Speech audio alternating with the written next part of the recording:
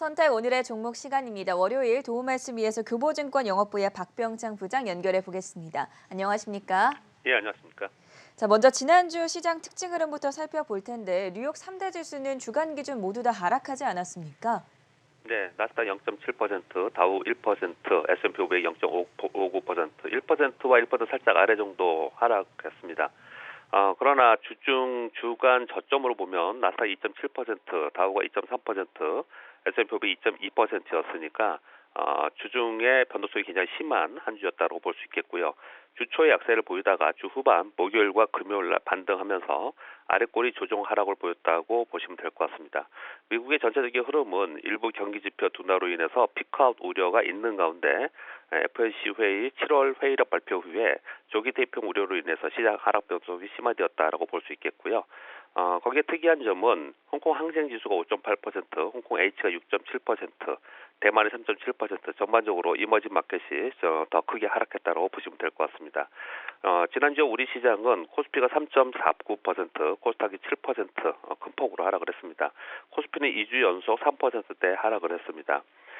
외국인들의 매도 흐름은 바이러스 확산, 반도체 업황 우려, 그리고 테이퍼링이란 이머징 마켓에서의 자금 유출이 지속되고 있는 그런 상황입니다.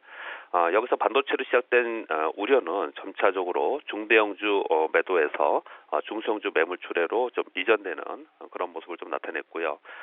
중요한 점은 중소형주는 외국인들의 매도가 아닌 국내 기관, 사모펀드 위주의 국내 기관 주도로 급락했다는 것이 지난주의 특징이었습니다. 국내외 시장의 주요 움직임부터 자세하게 살펴봤고요. 이번 주에는 글로벌적으로나 또 국내적으로 어떤 이벤트들을 지켜보면 좋겠습니까? 네, 이번 주에는 가장 큰 이슈는 두 가지인데요. 하나는 우리나라의 금통위고요. 또 하나는 미국의 잭슨홀 미팅입니다. 주요 이슈로는 23일 날 한국의 20일까지의 8월 수출 동향이 있는데 이것은 이제 섹터에 영향을 주는 요인이고요.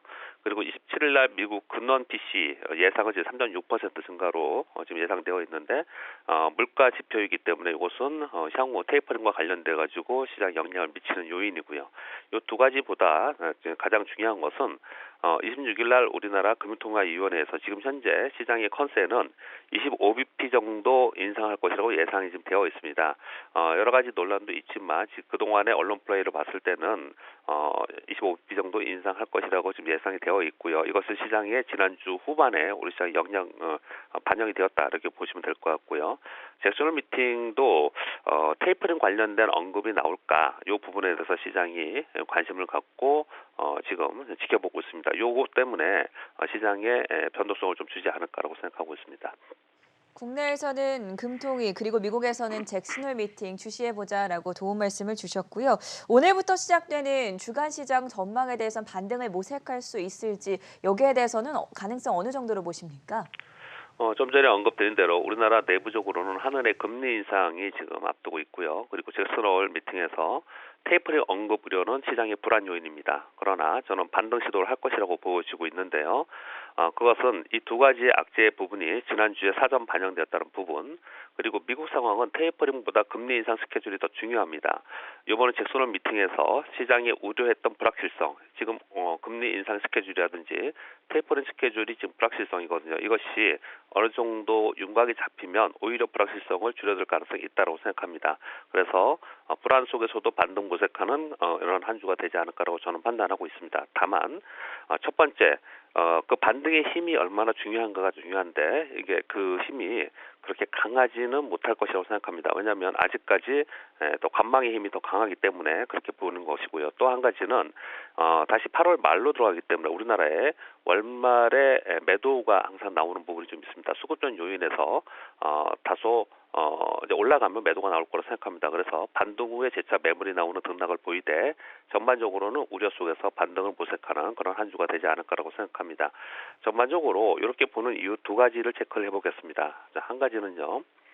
시장 조정의 하락을 여러 가지 이유를 지금 얘기를 하고 있지 않습니까? 그중에 네 가지를 가장 중요하게 얘기를 하는데 하나는 중국 규제와 질적 성장 정책으로의 변화 이렇게 얘기를 하는데 이것은 단기적인 문제가 아니고 장기적인 문제입니다. 그래서 지금 당장의 시장 하락과는 직접적이지 않고 간접적이다라고 볼 수 있겠고요. 두 번째, 코로나 변이 바이러스 확산 얘기를 하고 있는데 코로나 변이 바이러스 확산은 오히려 더 수치가 확진자 수가 늘어남에도 불구하고 시장이 반등을 하는 걸 보면 이건 역시도 시장의 직접적인 원인은 아니다라고 볼 수가 있습니다.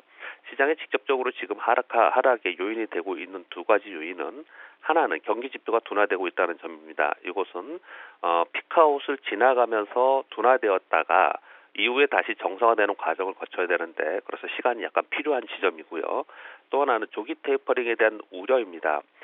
조기 테이퍼링 역시도 시장에서 계속해서 예견된 부분이기 때문에 요거는 시간이 거쳐가면서 시장은 거기에 적응하는 그런 구간으로 좀 들어가야 된다고 생각합니다. 따라서 지금의 악재의 요인은 시간이 좀 필요한 약재의 요인이지 대세의 흐름에서 하락으로 가는 요인이 아니다라고 저는 생각을 하고 있고, 두 번째 수급 자체의 큰 요인에서요.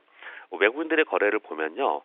전반적으로 외국인들이 지난 2주간 약 8조 정도 매도를 했는데 반도체 섹터에서 약 9.2조 정도 매도를 했습니다. 그럼 여타 섹터는 매수를 했다는 부분이 상당히 있다라는 점이에요. 그래서 외국인들의 매도가 이제 줄어들 가능성이 좀 있다라고 판단하고 있고요.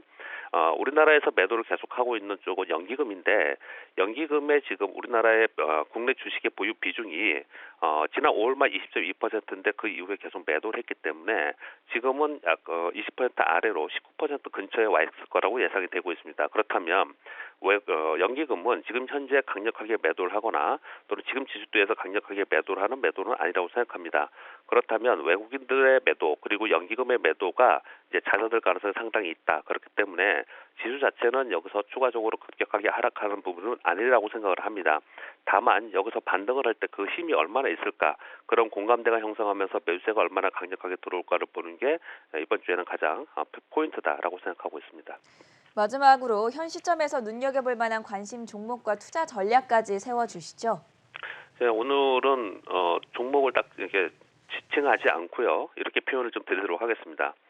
이번 하락에 실적이나 성장 변화 없이 하락한 섹터나 종목들이 꽤 있습니다. 그런 종목들을 보면은 대형주보다는 중소형주에 더 많이 있고요. 그리고 소위 우리가 요번 하락 직전에 가장 강했던 언급을 했던 섹터들이 또는 테마들이 DDR5에 있는 장비주들, 그리고 메타버스들, 탄소 중립과 관련된 종목들, 2차 전지의 중소형주들이 이번 하락에 수급 때문에 그냥 빠진 거거든요. 얘네들은 실적과 성장의 변함이 없습니다. 이들 종목들이 가장 빠르게 반등을 할 것이라고 판단을 하고 있습니다. 그래서 이들의 전체적인 군중 심리가 반등에 힘을 몰아가면서 움직이고 있는지를 살펴보면서 이번 주는 대처를 해야 되지 않을까 생각합니다. 지금까지 교보증권 영업부의 박병창 부장이었습니다. 말씀 감사합니다. 네, 감사합니다.